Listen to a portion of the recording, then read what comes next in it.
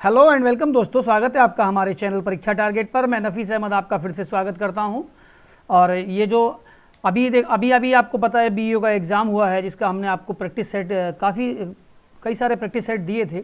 और अब जो लोक सेवा आयोग ने यूपीपीएससी का जो एग्ज़ाम होने वाला है, एक तो यूपीपीएससी के लिए हम लोग के यहाँ सीरीज चल रही है।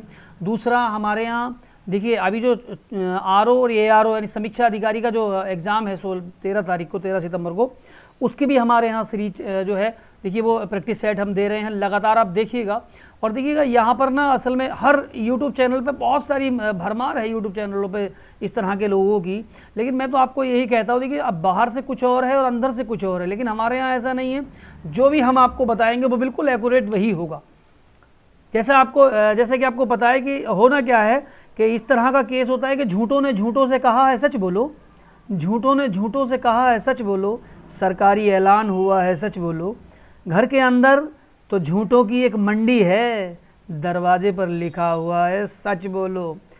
ये राहत इंदौरी जी का एक बहुत शानदार शेर था।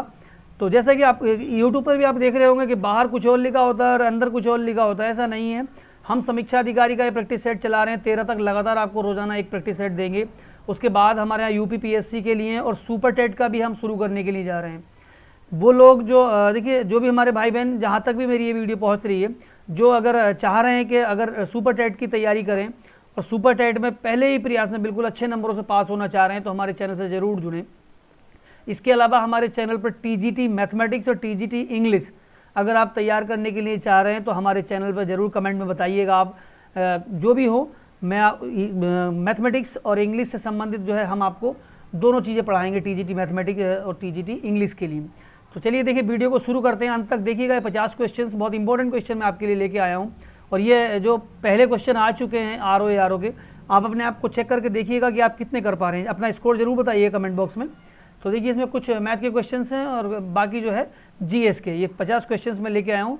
जैसा कि पहला ही क्वेश्चन है कि ए बी से, देखिए ए जो है वो बी से 5 वर्ष छोटा है, बी सी से 3 गुना बड़ा है। यदि सी 4 वर्ष पूर्व 10 वर्ष का था तो ए की आयु 6 वर्ष बाद क्या होगी। अब देखिए कॉमन सी बात है, सब क्वेश्चन को हम कहाँ से हल करेंगे, यहाँ से हल करेंगे। सी जो है वो 4 वर्ष पूर्व 10 का था, यानी तो सी की आयु कितनी होगी। देखिए सी की अगर हम वर्तमान आयु बात करेंगे, सी की आयु कितनी, कौन सी आयु, वर्तमान। जब वो 4 वर्ष पूर्व 10 का था, अब कितने का हो गया, तो अब तो 14 का होगा ही। इस टाइम सी की वर्तमान आयु कितनी होगी, तो सी की वर्तमान आयु होगी 14 वर्ष। कितनी होगी, 14 वर्ष होगी। ये तो बात यहाँ तक आप समझ रहे होंगे। दूसरा को देखिए समझने की कोशिश कीजिएगा। अगर हम बात बी की करें, बी जो है वो सी से 3 गुना बड़ा है, यानी बी, अगर हम बी की आयु निकालें तो बी की आयु जो है वो 3 गुना है सी की, तो कितनी हो जाएगी, बी की 42 वर्ष हो जाएगी। और ऐसे ही अगर ए की बात करें तो ए की आयु देखिए, ए जो है वो बी से 5 वर्ष छोटा है, ए जो है वो बी से, तो अगर हम बात करेंगे ए की आयु तो 5 वर्ष छोटा है इससे, तो 42 माइनस 5 कर दीजिएगा आप, तो कितना हो गया, 37 वर्ष।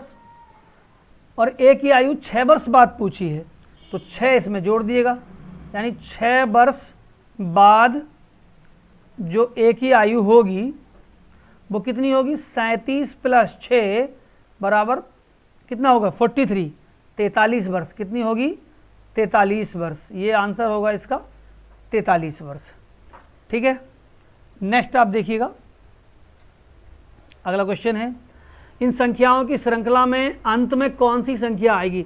देखिए इस तरह के क्वेश्चंस काफ़ी आते हैं और ये क्वेश्चंस जो है ना आपको काफ़ी दिक करेंगे श्रृंखला में। जब तक आप ये नहीं पहचान लेते कि कौन सा रूल लगा है, तब तक आप इसे हल नहीं कर पाएंगे।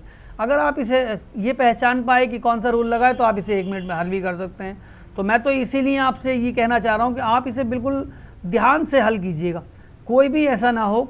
देखिए पहला क्या है, सबसे पहले 85 है, कितना है, 85, पहले 85 है, फिर क्या है, 77 है। अब 85 से 77, ये 85 से 77 में कितना कम है, तो ये 8 की कमी है, कितना, -8 हुआ है। और 77 के बाद जो है 70, तो यहाँ से कितना हुआ है, -7 हुआ है। 70 के बाद है 64, तो यहाँ से कितना, -6। और 64 के बाद है 59, तो यहाँ से हुआ -5। तो देखिएगा -5 और 59 के बाद जो है, 59 के बाद है 55, तो हुआ है -4। तो 55 के बाद देखिए जो आएगा वो -3 कर दीजिएगा, तो आपको कितना आ जाएगा, वो आ जाएगा 52। कितना? 52। तो आंसर क्या हो जाएगा? 52। बिल्कुल सटीक वे में चलेंगे, बिल्कुल आसानी से समझिएगा, मज़ा आएगा आपको वीडियो देखते हुए और आपको क्वेश्चन समझ में भी आएंगे। कोई प्रॉब्लम हो, कई क्वेश्चन समझ ना आए को तो मुझे ज़रूर बताइएगा, मैं आपको रिपीट करके दोबारा बता दूंगा। ठीक है, देखिए कमल जो है, ये है कमल। ठीक है, कमल को हमने 21,413 लिखा है। ठीक है, तो महल को पूछा है, महल। अब देखिए कमल को जब 21,413 लिखा है आपने, तो समझने की कोशिश कीजिएगा कि के जो है वो हमारा 2 पे है और 1 के लिए है। अब देखिए जैसे हमारे पास ये के लिए क्या आया 2, एक ए के लिए 1 और एम के लिए 4 है, तो एम का मतलब 4। इसका मतलब इन 4 में से ABC में से ये तो आंसर नहीं होगा, यहाँ से इसकी कहानी ख़त्म हो जाती है। यानी 4 से शुरू होगा, 4 1 4 1, तो ये दोनों भी ख़त्म हो गए, यानी आंसर यही होगा। कुछ करने की ज़रूरत ही नहीं पड़ेगी। कितने सटीक वे में और कितने आसानी से आपको आंसर दिलवाऊंगा, आप बिल्कुल समझिएगा। देखिएगा 3/8 और 2/7 का योग जो है वो 370 है। इनका योग 370 बताया है, तो कुछ ऐसी बात नहीं है, प्लस लगा के x जोड़िए 370 लगा लीजिएगा। 8 7 देखो 15 होते हैं, तो 15 का आप जानते हैं 15 8 और 7 का जो हम LCM लेंगे वो कितना होगा, तो 56 हो जाएगा। 56 अगर हो गया तो 8 से काट देंगे 56, तो 7 या 21x तो यहाँ हो जाएगा, और इस 7 से काट 7 8 56, तो 8 दूनी 16x यहाँ हो जाएगा, और 15 को आप इधर गुणा कर लीजिएगा, 370 गुणा 15। अब देखिएगा ये कितना आ रहा है, तो 21 और 16 कितना हुआ, 21 16 होता है हमारा 37, 37x हो गया। अब 37x और ये 370 और गुणा 15 काट लीजिएगा, 37 से 10 बार कट जाएगा, ये 15 ढाई 150 जो है इसका मान आया x का 150। तो वह संख्या पूछी है, क्या पूछा है, वह संख्या बताइए। ठीक है, अभी हमारा 500 कितना आया है, 15 नहीं आया, देखिए आया 8 7 56, तो यहाँ होगा 56, तो 56 नहीं 560 होगा, कितना होगा 560। तो आंसर इसका 560, क्योंकि हमने इन दोनों का एलसीएम कितना लेंगे, 8 और 7 का एलसीएम जब हम यहाँ देखिए इस तरीके से लेंगे, आप तो लेंगे 56, तो 8 से जब इसे काटेंगे तो हो जाएगा 8 7 56, 7 या 21x, और प्लस 7 से काटेंगे तो 7 8 56, 8 दूनी 16x, तो इस तरीके से 56 आएगा। 56 की इसमें मल्टीप्लाई कर दीजिए, 56 आएगा यहाँ, तो 56 है 160, ये 560, ये 560 होगा इसका आंसर। नेक्स्ट देखिएगा, बहुत ही ईजी क्वेश्चन है, BL DG EL MO Q। देखिए इनका सबका जो x की जगह क्या मान आएगा वो बताना। तो जैसा आप BL देख रहे हैं, BL 12 है, BL 12 है, तो ये तो आप समझ जाने चाहिए BL 12 कैसे आया, B तो होता है 2 और L होता है 10, तो कितना हो गया 12। L कितना होता है, L जो होता है वो होता है 12, L 12 होता है, तो 14 बैठ रहा है, इसमें से 2 घटाइए तो हमारा बचेगा 12। ये सीरीज लगा के इसलिए इन्होंने बताया है। जैसे DG है, और D क्या होता है, D होता है 4 और G होता है 7, 7 4 कितने हुए 11। अब 11 में से आप 2 घटाएंगे तो बचता क्या है 9, तो हमारा यहाँ 9 है। ये सेम यही प्रोसेस चल रहा है, तो ऐसे इसमें लगा लीजिए। Q कितना होता है, देखिए Q का जो Q की वैल्यू होती है 17, Q होता है 17, और प्लस हमारा जो S होता है वो S होता है 19, और तो 17 19 कितने होते हैं, 17 19 होता है देखिए 36, 36 में से 2 गए तो बचता है 34, तो आंसर इसका 34। नेक्स्ट आप देखिएगा, किसी घन का पृष्ठ का क्षेत्रफल इतना है तो उसका आयतन बताना है।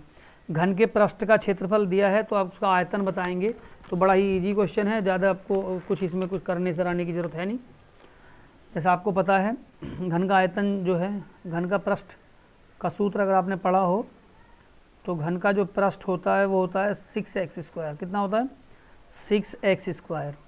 ठीक है, तो पृष्ठ का मान भी दे रखा है, 6x² जो है वो 216 के बराबर है, तो x² 216/6, और 6 तिया 18 और 3 बचेंगे 36, 6 6 36, तो x² 36 हो गया, तो x कितना हो जाएगा 6 हो जाएगा, x 6 हो गया। हमसे पूछा क्या है, हमसे पूछा है आयतन, तो आयतन जो है वो कितना होता है, घन का आयतन होता है भुजा की घात 3, तो इसकी घात 3 कर देंगे, 6 6 36 6 216 हो जाएगा ये वाला।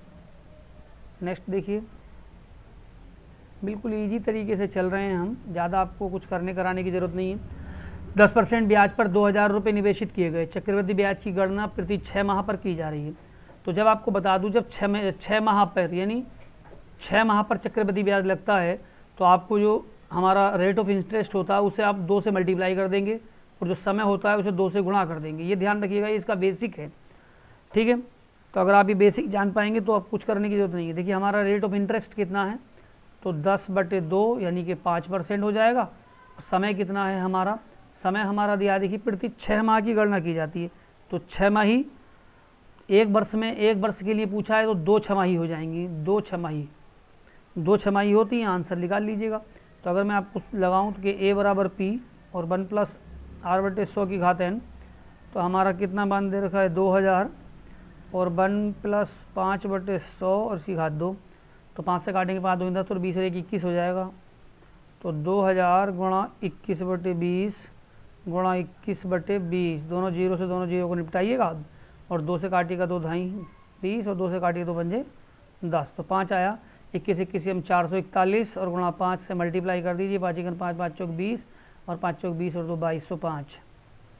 ये आंसर हो जाएगा, ठीक है। अभी हम देखिएगा, हम यहाँ हैं क्वेश्चन नंबर 8 पे। अपरिमेय संख्या बतानी है। तो पहली बात आपको समझ आइए कि अपरिमेय संख्या क्या होती है। देखिए अगर किसी संख्या को आप p/q के रूप में लिखते हैं तो वो परिमेय संख्या होती है। कोई भी संख्या अगर p/q के रूप में लिखी जा सकती है तो वो परिमेय होती है, लेकिन शर्त यह है कि उसमें q का मान 0 नहीं होना चाहिए। और अगर कोई संख्या p/q के रूप में नहीं लिखी, हाँ, कोई p/q के रूप में आप नहीं लिख सकते इस रूप में, तो ये अपरिमेय होती है। क्या होती है? अपरिमेय होती है, अपरिमेय होती है, ठीक है। अगर हम किसी संख्या को इसके रूप में लिख सकते तो उसे अपरिमेय कहेंगे। तो जैसे 9 है, 9/1, तो ये तो परिमेय हो गई, तो ये तो अपरिमेय नहीं है। 1/9 ये भी परिमेय है। 0.9 तो देखिएगा जी, अब देखिए इसे जैसे आपको बताऊं तो इसमें आंसर कौन सा आपको लग रहा है। अगर मैं ये डी देखूं तो हमारा 0.09 है, तो इसे आप हटाएंगे दशमलव को तो 100 हो जाएगा बटे में, तो 9/10 9/100 हो जाएगा, 9/100 हो जाएगा। आप इसका अगर वर्गमूल में निकालेंगे 9/100 का तो 3/10, तो ये तो परिमेय संख्या हो गई। इसका मतलब आंसर हमारा सी है। नेक्स्ट आप देखिएगा, इसमें किस तरीके से आपको लगाना है। 82 16 4 10, 82 16 4 10, तो कैसे आपका 82 आया है। देखिएगा ये हमारा 82 है, आप इसे इस तरीके से कीजिएगा, 8 × 2 तो 16, ठीक है। 8 × 2 तो क्या आता है, 16 आता है। नेक्स्ट इसी तरीके से देखिएगा, 16 का जब वर्गमूल निकालेंगे, 16 का आपने वर्गमूल किया तो आता है 4, ठीक है, 4 आता है। और 4 में देखिएगा ये 8 + 2, कई देखिएगा इस तरीके से। अगर हम नीचे की संख्या जो है वो 8 + 2 यानी कि 10, तो समझ गए होंगे सीरीज आपको। पहले देखिएगा, सबसे पहले 4 × 4 तो हो गया 16, 16 का वर्गमूल निकाला 4, तो 4 आया यहाँ। और ये यानी इसे आप देखिएगा, इसे अगर आप जोड़ेंगे 4 + 4 तो आ गया 8, तो ये तो सही है। इसमें देखिएगा 9 चौक 36, तो 36 का वर्गमूल निकाल के 6। अब हमारे पास यहाँ क्या आने वाला है, 9 और 4 13 आने वाला है। क्या आने वाला है, 13 आने वाला है। तो हमें क्या चीज़ चाहिए, 13 ही आएगा यहाँ। नेक्स्ट देखिएगा, बड़े इजी क्वेश्चन है। मैथ मैं आपको बहुत सटीक ढंग से पढ़ाऊँगा, आप बस चैनल से जुड़े रहिएगा। एक एक चीज़ मैं आपको समझा के लेके चलूँगा, आपको परेशानी नहीं आएगी किसी भी चीज़ में।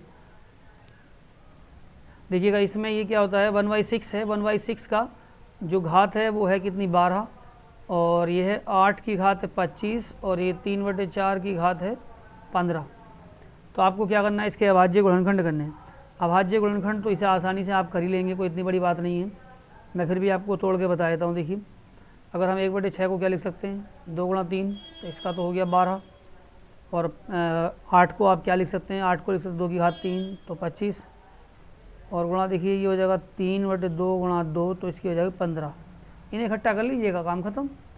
तो सबसे पहले देखिए घात लगाएंगे, 2 की 12, ये 25, 2 की 75 हो गई, ऊपर कितनी हो गई, 2 की 75, और ये 3 की हो गई 15, 3 की कितनी हो गई 15।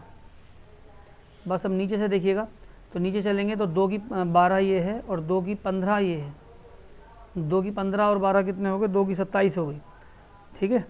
अब 2 की 15 और 12 जो है 15 और 12 नहीं देखिएगा, 2 15 ये 30 हो गई, 30 और 12 ये 42, तो इसमें से निकाल दीजिएगा 2 की 75 में से 2 की 75 माइनस 42 और गुणा जो हमारे पास 3 का क्या है, 3 की घात हमारे पास यहाँ देखिएगा, 3 की घात ऊपर 15 है, अगर हम यहाँ चाहेंगे 12 कम करेंगे 3 की 3 बचेगी, तो 3 की 3 यहाँ से घट कर कितना बचता है, यानी 2 की 33 और गुणा 3 की 3 बचता है, 2 की 33 और गुणा 3 की 3। तो आंसर कौन सा आपको लग रहा है, आंसर घात जोड़नी है, भाज्य गुणनखंड, 33 और 3 36 हो गया, कितना हो जाएगा 33 और 3 36। तो आंसर होगा इसका, आंसर होगा डी।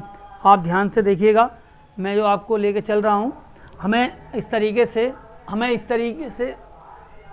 हमें जो बताना चाह रहा हूँ मैं उसे, तो मैं ये आप समझने के लिए बिल्कुल तैयार रहिएगा कि जो भी चीज़ हम समझा रहे हैं वो चीज़ बिल्कुल भी आपको बिल्कुल साथ साथ लेके चलनी है, इससे आपको परेशानी ना आए कोई भी, ठीक है।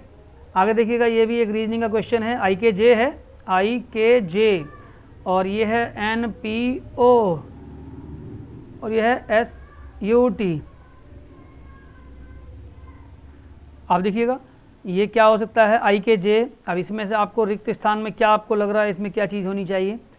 अब देखिए, आई के बाद एन है और के के बाद पी है और जे के बाद ओ है, ठीक है। तो इसे आप समझ लीजिएगा, वैसे मैं आपको बता देता हूँ, आंसर होगा इसका डी। आप इसे खुद करिएगा और नहीं समझ आए तो मुझसे पूछेगा, ये तो कोडिंग डिकोडिंग है, बस आप लगाइए आई का कितना होता है, जे का कितना होता है, इनका नंबर लगा के आप समझ जाइए कितना होता है, इतना बड़ा काम नहीं है, इसे करिएगा खुद, मुझे बताइएगा। आप नहीं हो तो फिर भी मुझे समझाने की कोशिश करूँगा, आप मुझे बताइएगा। प्रकाश वर्ष जो है, प्रकाश वर्ष क्या काम करता है, देखिए प्रकाश वर्ष आप जानते हैं, प्रकाश वर्ष से जो दूरी होती है और जो बड़ी दूरियाँ होती हैं वो नापी जाती हैं। तो प्रकाश वर्ष से वो दूरी जो प्रकाश वर्ष यानी प्रकाश 1 वर्ष में तय करता है उसे कहते हैं। तो इसका आंसर होगा बी। नेक्स्ट आप देखिएगा जरूर, चलते रहिएगा मेरे साथ। 4 संख्याओं का एक समुच्चय निम्न में से कौन सा अभिकृत द्वारा 6, 14, 54, 149 प्राप्त होगी। तो देखिएगा, ये सबसे पहले ये 4 संख्याएं दे रखी हैं, 4 संख्याओं का एक समुच्चय है, कौन सा 6, 14, 54, 149। इनके तत्वों पर बताने की ये किस तरीके से कौन से तत्वों से प्राप्त होगी। तो देखिएगा आप इस तरीके से, जैसे एक संख्या मैं आपको बताता हूँ, समुच्चय जो है असल में इस तरीके से लिखा जाता है। अगर आपने सेट पढ़ा हो, मैथमेटिक्स पढ़ा हो इंटर में, तो वो आपको समझ आएगा, वरना ये थोड़ा सा क्वेश्चन आपको समझ से बाहर है। कई बार इस तरह के क्वेश्चन आर में पूछ लिए जाते हैं, तो इस वजह से मैंने ये क्वेश्चन रखा है। तो देखिएगा, जैसे ये सेट है 1, 3, 7, 12, ठीक है, के तत्वों पर क्या होता है, निम्न अभिक्रिया द्वारा से ये जो है प्राप्त होंगी। यही संख्याएँ इससे प्राप्त हो सकती हैं, ये संख्याएँ जो हैं इनसे प्राप्त हो सकती हैं। जो इनसे प्राप्त हो सकती हैं, तो इसमें क्या होता है, प्रत्येक तत्व में क्या करेंगे, तत्व के वर्ग में 5 जोड़कर, प्रत्येक तत्व के वर्ग में, जैसे 1 का वर्ग आपने किया तो आपने 5 जोड़ दिया, तो कितना हो जाएगा 6। 3 का वर्ग आपने किया, 3 का वर्ग करेंगे 9, 5 जोड़ दीजिए 14, ये आगे देखिए। सेम इस तरीके से 7 का वर्ग करेंगे 49 में 5 जोड़िए, 12 का वर्ग कीजिए उसमें 5 जोड़िए, तो आंसर इसके वर्ग में 1 जोड़कर यही हो जाएगा। ईजी क्वेश्चन है, ज़्यादा टफ नहीं है। 2 संख्याओं 5:6 के अनुपात में है, लासा इतना है, तो संख्याएं देखिए ये हो गई 5x गुणा 6x, 5x 6x हो गई, तो उनका लासा पा दे रखा है 660। तो क्या पूछा है, छोटी संख्या पूछी है, तो छोटी संख्या आप इसे आसानी से बता देंगे, कोई इतनी बड़ी कहानी आपको नहीं लगेगी इसमें। देखिएगा ये हो जाएगा 5 छंग 660, तो 5 छंग 30x² बराबर कितना हो जाएगा 660। 0 को निपटा दीजिएगा और 3 से भी काट दीजिएगा, तो x² बराबर 3 दूनी 6 और 3 दूनी 6, x² बराबर जो है वो कितना आ रहा है 22, यानी x, ये देखिए अगर हम इससे बात करेंगे x का मान हमारा, एक संख्या को जब हम लिखेंगे तो इस तरीके से लिखेंगे 5 गुणा 6 गुणा x, क्योंकि हमारे पास 2 संख्याएं लगातार 5x और 6x दे रखी हैं और उनका लासापा दे रखा है, ठीक है। लासापा दे रखा है, तो हमें जो है इसमें दोनों लासा और मासा दे रखा होता है। जब दोनों संख्याओं की गुणा करते हैं तो आपने एक सूत्र पढ़ा होगा पहले, कि पहली संख्या गुणा दूसरी संख्या बराबर लासा गुणा मासा, ये पढ़ा है ना, लासा गुणा मासा। तो एक सूत्र ये होता है, जबकि हमारे पास यहाँ पर एक ही चीज़ है, तो हम इसे इस तरीके से लिख सकते हैं 5 गुणा 6 गुणा x बराबर लासा 660। तो आप निकाल लीजिएगा इस तरीके से, 5 छंग 30 से इसे काटेंगे 0 कट जाएगा और ये x का मान 22 आ जाएगा। जब 22 आएगा तो आप इसमें रखिएगा 22 पंजे 110, तो ये छोटी संख्या पूछिए 110 ही हो जाएगी। कितनी हो जाएगी 110 हो जाएगी छोटी संख्या। नेक्स्ट आप देखिएगा क्या होना है, ये किस महिला क्रांतिकारी ने दीक्षांत समारोह में अपनी उपाधि डिग्री ग्रहण करते समय गवर्नर कुलाधिपति पर गोली चलाई थी? तो ये अगर क्वेश्चन आपने पढ़ा हो कि किस पर गोली चलाई थी, बड़ा ही इम्पोर्टेंट क्वेश्चन है। और ये थोड़ा सा मैं आपको बता दूं कौन सी महिला अधिकारी थी, तो वो थी बीना दास। कौन सी थी? ये थी बीना दास। बीना दास ने जो थी वो गोली चलाई थी और बहुत ही सख्त इसमें उन्होंने वो लिया था। ये बीना दास का आंसर है। नेक्स्ट आप देखिएगा, 1857 में निम्नलिखित क्रांतिकारियों में से किसका नाम रामचंद्र पांडुरंग था? रामचंद्र पांडुरंग जो था वो किसका नाम था, वो ये बताना है।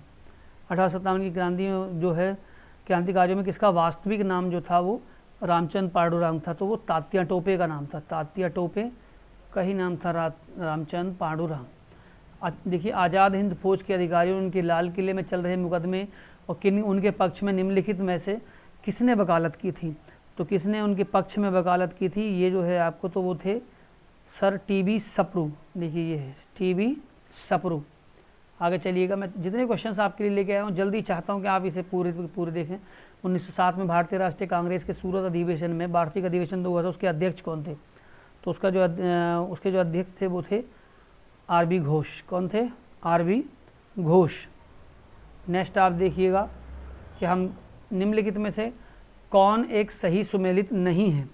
ये सही सुमेलन बताना है आपको। लाला लाजपत राय जो थे वो un British rule in India, उन्होंने वो इससे संबंधित थे या नहीं थे? तो ये जो है इसमें आपको ये चीज़ें बतानी हैं कि कौन इससे संबंधित है और कौन इससे संबंधित नहीं है। तो मैं थोड़े से जो क्वेश्चंस मैंने आपके लिए लिए हैं वो मैं आपको बताता हूँ। देखिएगा, इसमें क्वेश्चन नंबर 19 का आप देखिएगा, इसका जो आंसर है वो है दादा भाई नेहरूजी। कौन है? दादा भाई नेहरूजी। ये जो है दादा भाई नेहरूजी का अनहैप्पी नहीं था, ये किसी और चीज़ से संबंधित थे, इससे नहीं थे। तो आप बताइएगा किस चीज़ से संबंधित थे? अगर आपको पता है तो आप बताइएगा दादा भाई नेहरूजी किससे संबंधित थे। ठीक है। नेक्स्ट देखिएगा, निम्नलिखित में से कौन सा एक कथन मोहम्मद अली जिन्ना के बारे में सही नहीं है? वो 2 राष्ट्र सिद्धांत के समर्थक थे या क्या चाहते थे? उन्हें असहयोग आंदोलन उनमें उन्होंने भाग नहीं लिया था, नहीं भाग लिया था। ये देखिए वो थे, इसका आंसर है सी। कितना आंसर है? सी है इसका आंसर। नेक्स्ट आप देखिए, मुस्लिम लीग द्वारा निम्नलिखित में से किस तिथि को सीधी डायरेक्ट एक्शन डे कब मनाया जाता है? सीधा कार्रवाई दिवस तो मनाया जाता है 16 अगस्त 1946 को। 16 अगस्त 1946 को डायरेक्ट एक्शन डे। देखिएगा, काफ़ी इंपॉर्टेंट क्वेश्चन हैं, डेट याद करना बड़ा मुश्किल होता है। और आप समझिएगा, निम्नलिखित में भारतीय राष्ट्रीय कांग्रेस के किस अधिवेशन में कांग्रेस के अध्यक्ष के चुनाव में सुभाष चंद्र बोस ने पट्टाभी सीतारामैया को पराजित किया था? पट्टाभी सीतारामैया जो थे उन्होंने कौन से में? तो वो त्रिपुरा अधिवेशन हुआ था 1939 में, उसमें जो है सुभाष चंद्र बोस ने उन्हें पराजित किया था। नेक्स्ट आप देखिएगा, इनकलाब जिंदाबाद का नारा, ये तो कॉमन सा क्वेश्चन है, आपको पता ही है। इनकलाब जिंदाबाद का नारा दिया था भगत सिंह ने। किसने दिया था? भगत सिंह ने दिया था। नेक्स्ट देखिएगा आप, 1929 में भारतीय राष्ट्रीय कांग्रेस के लाहौर अधिवेशन की अध्यक्षता किसने की थी? तो लाहौर अधिवेशन की अध्यक्षता किसने की थी? वो थे जवाहरलाल नेहरू। जवाहरलाल नेहरू ने जो है लाहौर अधिवेशन की अध्यक्षता की थी। बेरोजगारों के सहायतार्थ दिल्ली के निम्नलिखित सुल्तानों में से किसे रोजगार कार्यालय की स्थापना की थी? यानी रोजगार कार्यालय किसने बनाया था? तो वो थे फिरोज शाह तुगलक। कौन थे? फिरोज शाह तुगलक ने जो था एक रोजगार दफ्तर स्थापित किया था और बेकार व्यक्तियों को काम देते थे फिरोज शाह तुगलक, तो उनका ये। ठीक है। नेक्स्ट आप देखिएगा, निम्नलिखित मध्ययुगीन शासकों में से कौन एक उच्च शिक्षित था? आपको ये बताना है कि इनमें से कौन जो था वो सबसे ज़्यादा पढ़ा लिखा था। तो वो थे सबसे ज़्यादा पढ़े लिखों में से बलवन जो थे, बलवन विद्या और शिक्षा का पोषक था। ठीक है, जिसने मध्य एशिया के अनेक राजकुमारों विद्वानों को अपने यहाँ शरण दी थी, ये थे गयासुद्दीन बलवन। नेक्स्ट देखिए, मध्यकालीन भारत में मुगल शासक वस्तुतः कैसे थे? तो मुगल शासक कहाँ से आए थे? तो आपको पता ही है, फारसी यानी ईरानी थे, अफगानी थे, तुर्क थे, तो सब तुर्क थे, चगताई तुर्क। ये तो आपने कॉमन से में पढ़ लिया होगा। मुगल मनसबदारी व्यवस्था निम्नलिखित में से किन कथनों पर विचार कीजिए? तो आपको इन कथनों पर विचार करना है, कौन कौन से इसमें सही हैं। जात और संभार प्रदान किए जाते थे, तो बिल्कुल सही बात है, जात और संभार प्रदान किए जाते। मनसबदार आनुवंशिक अधिकारी होते थे, बिल्कुल नहीं होते थे। गलत है। मनसबदारों के 3 वर्ग थे, ये सही है। दीवान कार्यालय इनका द्वार वेतन दिया जाता था, नहीं। तो आंसर है इसका सी, 1 और 3। देखिएगा नेक्स्ट आगे कौन सा हम किस मुग़ल बादशाह ने बलबन द्वारा प्रारंभ किया गया दरबारी रिवाज सिजदा समाप्त किया था। सिजदा को किसने ख़त्म किया था या समाप्त किया था? बुद्ध शाहजहाँ। किसने किया था? शाहजहाँ ने सिजदा को समाप्त किया था। नेक्स्ट आप देखिएगा, बेसनगर अभिलेख का हेलियोडोरस कहाँ का निवासी था? बेसनगर अभिलेख का हेलियोडोरस जो था वो कहाँ का निवासी था? तो वो था तक्षशिला का। कहाँ का निवासी था? तक्षशिला। आगे देखिएगा, बुद्ध कौशाम्बी किसके शासनकाल में आए थे? भगवान बुद्ध जब कौशाम्बी आए थे तो वो किसके शासनकाल में आए थे? भगवान बुद्ध किसके शासनकाल में कौशाम्बी आए थे? भगवान बुद्ध किसके शासनकाल में कौशाम्बी आए थे, आपको ये बताना है। तो थोड़ा सा ये देखिएगा ज़रूर। ये है, देखिएगा भगवान बुद्ध किसके शासनकाल में कौशाम्बी आए थे? वो थे उदयन। कौन थे? उदयन। नेक्स्ट देखिएगा, किस धर्म को राष्ट्रकूटों का संरक्षण प्राप्त था? किस धर्म को राष्ट्रकूटों का संरक्षण प्राप्त था? वो था जैन धर्म। जैन धर्म को राष्ट्रकूटों का संरक्षण। बहुत जल्दी मैं आपको लेके चल रहा हूँ।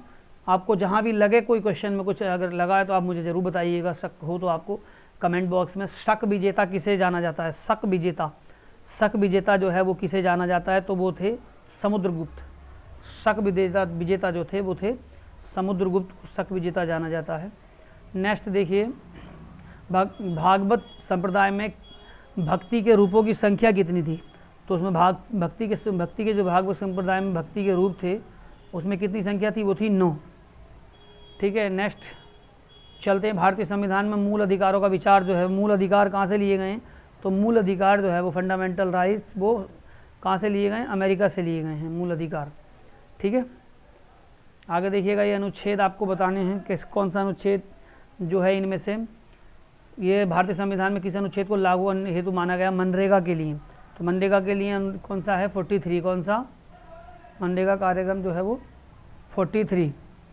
आगे देखिएगा, गणतंत्रीय अवधारणा से संबंधित निम्नांकित में से कौन सा एक सही नहीं है? तो कौन सा एक सही नहीं है वो आपको बताना है। एक राज्य जिसमें जनता सर्वोच्च है, सर्वोच्च शक्ति से निर्वाचित प्रधान में निहित होती है, ये वाला सही नहीं। निर्वाचित प्रधान में सर्वोच्च शक्ति नहीं होती, ये जो है सही नहीं है, बाकी सही है ये। ठीक है। देखिए नेक्स्ट 38 देखिएगा, निम्नलिखित में से कौन सा एक विषय धन विधेयक के उपबंध में सम्मिलित नहीं किया गया है? कि धन विधेयक के बारे में कौन सा, यानी धन विधेयक में क्या है? जुर्माना या अर्थदंड से संबंधित उपबंध है? नहीं, धन विधेयक ये वाला नहीं है, ये वाला सही है। इसका आंसर होगा डी। आगे देखिएगा, ये संसद के अधिकारियों में सम्मिलित कौन है? तो है अध्यक्ष, लोकसभा अध्यक्ष, लोकसभा महासचिव। तो इसमें से कौन कौन जो है वो संसद के अधिकारियों में सम्मिलित होता है? तो वो आपको बताना है। तो वो होते हैं, सभी होते हैं, चारों। ये वाला, इसका है आंसर डी। आगे देखिएगा, निम्नलिखित में से कौन भारतीय संविधान के 73वें संविधान में सम्मिलित थे? 73वां संविधान संशोधन जो था वो किसमें, कौन सम्मिलित थे उसमें? देखते हैं अभी हम किस किस में कौन कौन सम्मिलित थे। तो इसका बी है, 1 2 3।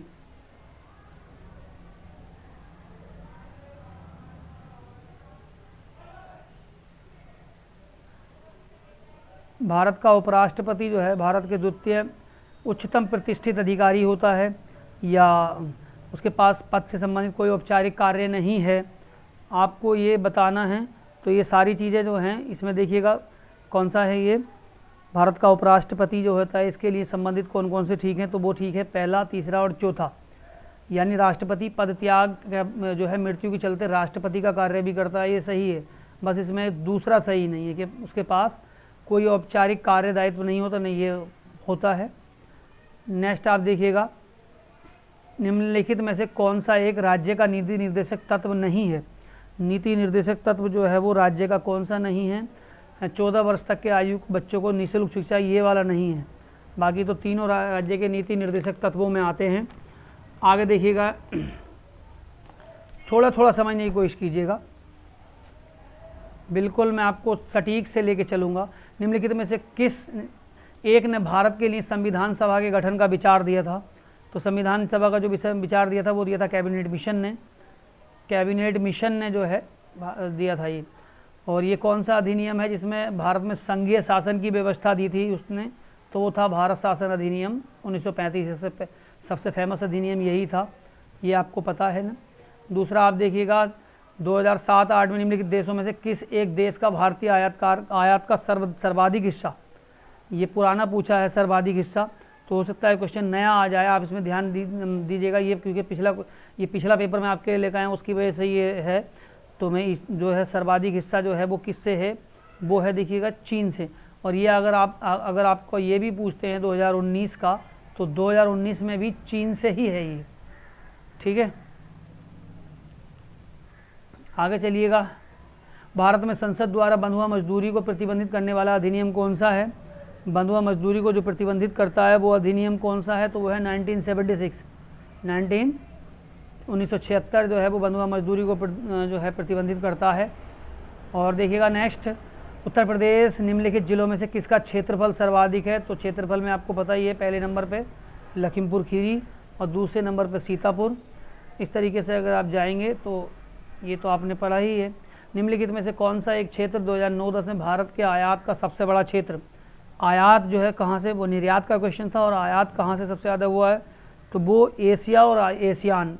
तो इसका आंसर देखिए आयात का भी ये है ए। और नेक्स्ट देखिएगा, लास्ट क्वेश्चन पे आ चुके हम लोग। स्वधार योजना। स्वधार योजना जो है वो किस चीज़ से संबंधित है? तो ये जो असहाय महिला होती हैं उनके बाल विकास मंत्रालय द्वारा उन्हें कुछ सहायता दी जाती है ना, तो उसके लिए होती है। कठिन परिस्थितियों में महिलाओं के लिए होती है ये स्वधार योजना। और ये लास्ट क्वेश्चन जो मैं अब आपके लिए लेके आया हूँ, देखिएगा लास्ट क्वेश्चन है। भारत में पर्यटन मंत्रालय जो है, पर्यटन मंत्रालय ने भारत में पर्यटन को प्रोत्साहित करने के लिए जिस अवधारणा को प्रस्तुत किया है वो कौन सी लोकप्रिय करने का उपयोग है? वो क्या है? वो है अतुल्य भारत। क्या है वो? अतुल्य भारत। तो ये चीज़ें मैं आपके लिए इसलिए लाया था कि आप इसे आसानी से समझ जाएं। और जैसा कि मैं आपको बार बार बताता चल रहा हूँ कि अभी हम देखिएगा जो हमारी सीरीज ये चल रही है, जब तक पेपर जो है समीक्षा अधिकारी का पेपर नहीं होगा तब तक लगातार हम आपको जो है इसके प्रैक्टिस सेट भी देंगे और जो पिछला एग्ज़ाम हुआ है वो भी देंगे। तो समझते रहिएगा बिल्कुल, और हमारे चैनल से ज़रूर जुड़िएगा। अगर आप में से कोई चाहते हैं तैयारी करने के लिए, तो हमारे चैनल पर जो नई सीरीज़ शुरू होने वाली है वो है TGT मैथमेटिक्स और TGT इंग्लिश। और इसके अलावा जो हम लोग शुरू करने जा रहे हैं सुपर टेट 2020 भी शुरू करने के लिए जा रहे हैं। ज़्यादा से ज़्यादा लोगों में शेयर कीजिएगा, और हम बिल्कुल ये भरोसा दिलाते हैं आपको कि आप हमारे चैनल से जुड़िएगा, पास कराने की गारंटी लेते हैं हम। Thank you very